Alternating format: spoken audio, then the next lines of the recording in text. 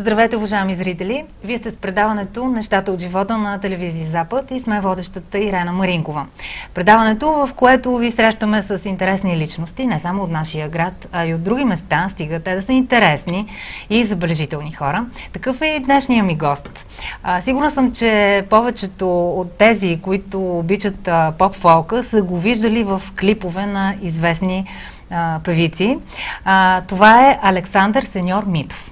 Здравей! Здравей, благодаря за поканата. Аз ти благодаря, че специално от София пристигна тази сутрин в нашия град, за да участваш в предаването "Нещата от живота". Това е чест за мен.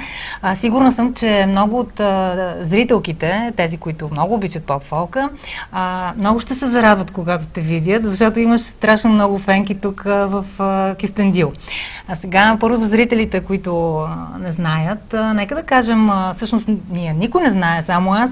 Кажи ни от къде си всъщност, къде си роден и от колко време живееш в столицата? Ами аз съм роден в едно малко градче на брега на река Дунав, Лом. Живея в София в момента от 13 години. 13 години си е доста време. Чувстваш ли се като софиянец?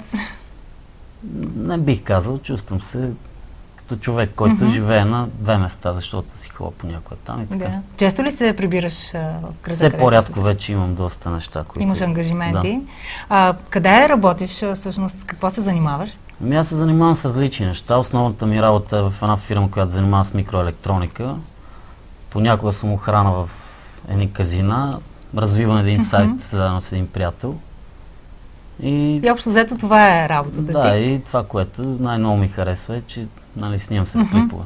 Да, сега аз също всъщност с теб се запознахме именно в Фейсбук и така ми направи впечатление, че така в много клипове и то все на най-обичаните поп-фолк певици те снимат. Кажи, как всъщност се случи това от обикновено момче, което е решило да пробва и да продължи живота си в столицата, в големия град, където възможностите са много по-големи от провинцията. Как така се озова на снимачната площадка? Всъщност, кой те откри? Как се случи? Не знам, съдба, може би. Всеки човек си има някаква карма, нещо предначертано за това, което ще му се случва. Специално първият клип, в който участвах, който имах участие, беше на Елена Паришева, песента "Безсрамна". Обади ми се Николай Парванов, по-известен като Ники Китаеца, и ми предложи да участвам в този проект и аз се съгласих, разбира се. Беше много забавно, хареса ми всичко. Първият път, как ти се стори? Защото все пак много хора се притесняват от срещата първо с камерата. Значи, ако кажа, че не съм се притеснявал, ще излъжа. Там сценична треска и всички тези неща си ги има, много е особено всичко. Прожектори, камери, хора.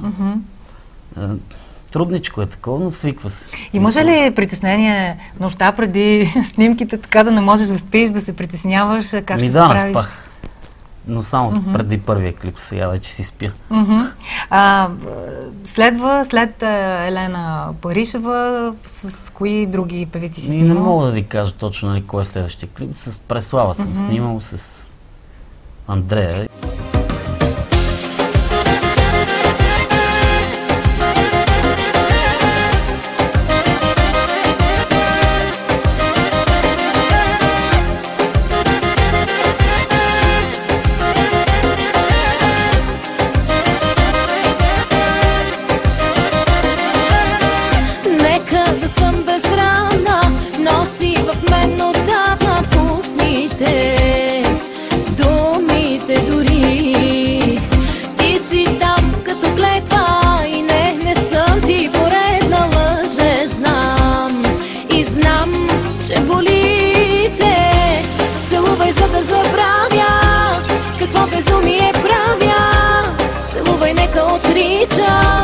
До глупост, че те обичам.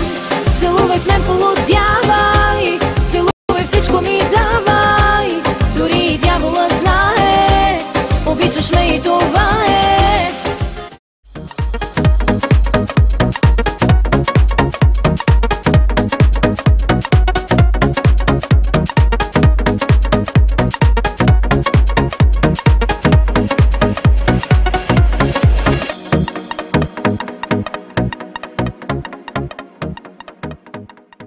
Тръпката е по-голяма при по-известните певици или при по-безизвестните, защото доколкото аз следя нещата, откакто те познавам, последният ти клип е с Бриана, тя е малко така начинаща певица, още не я знаят.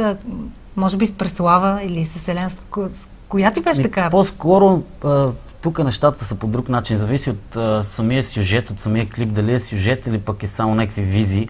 От тук вече е тръпката, нали? А може ли да ни разкажеш за това? Самите изпълнители, те са интересни хора, всички забавни са, интересно е много. Да. Може ли да ни разкажеш сега как всъщност, каква е разликата, когато трябва само визии да снимат или когато нещо друго, защото съм сигурна, че сега много хора ще има любопитно, защото за първи път каним такъв. Ако е само визии, се получава доста по-лесно. Нали? Декори, визии, там някакви неща, дрехи, преобличаш се. Докато ако има сюжет, това си е като един малък филм. Примерно 2 дни се снимат, 3, просто като влизаш в някакъв филм. Да. И така. Къде ти харесва на тебе? Кое ти харесва повече? И двата типа клипове ми допадат. Колко време траят снимките с гримиране, с обличане изобщо? Не знам, различно. 1, 2 дни, 3 дни. Промени ли се живота ти по някакъв начин, след като участваш в такива клипове? Стана ли така по-известен сред твоите приятели? Изобщо... Ако кажа, че не се е променил, ще излъжа. Може би имам повече приятели, повече врагове. Така е. Мисля, че враговете са мъжете, а приятелите са момичетата. Като гледам колко приятели имаш в Фейсбук... Трябва да призная, че си права. Така е. Това радва ли те? Защото ти си хубаво момче. Мисля, че и преди това си имал много обожателки, но сега са вече много повече, отколкото преди. Ако трябва да съм откровен, сега има по-голямо женско внимание към мене. Но не знам дали е толкова добре това, защото може би харесват момчето там, дето го гледат по телевизията, видеоклиповете, не знам си какво. Имаш ли странни такива запитвания, странни предложения във Фейсбук, защото не може да знаем, че в времето, в което живеем сега, жените са много напористи и много безсрамни, бих казала. Всичко са ми писали. Случва ли ти се да се срещаш да се срещнеш, макар и веднъж с момиче, с което си контактуваш? Разбира се. И всъщност какво ти прави впечатление? Защо те канят? Заради самия тебе или за това, че си момчето от видеоклипа? Аз никога не се виждам с някой от Фейсбук. След като сме си писали веднъж, трябва да мина доста време и надявам се, че по този начин се опознаваме и стигаме до решение да се видим заради самите хора, които сме ние, заради някакви клипове. Да, сега съм 100% съм сигурна, че всички се питат дали си имаш приятелка, как изглежда тя и така нататък. Би ли споделил с нас малко и от личния ти живот? В смисъл, имаш ли сериозна приятелка, с която излизаш или си се отдал само на работа? В момента нямам приятелка. Няма да ти повярват, сигурна съм. Това е положението. Но, добре. Да, но Бог знае, защо е така. Нямам. Но пък имаш богат избор, нали? Не мога да се оплача от женско внимание. Не е чак толкова богат, но... Добре. Искам да те попитам и за нещо друго. Гледах, разбира се, пак този Фейсбук, благодарение на него, разбрах, че има качени снимки твои с световно известния Вин Дизел и гледах, след като научих от реклама, че те сравняват с него и че ти си неговият двойник. Наистина, като разгледах снимките, наистина и бих казала, даже аз съм се включила в коментарите, че ти изглеждаш много по-добре от Вин Дизел. Нали? Моите уважения към световно известния актьор. Не съм убеден в това, но благодаря все пак. Така е.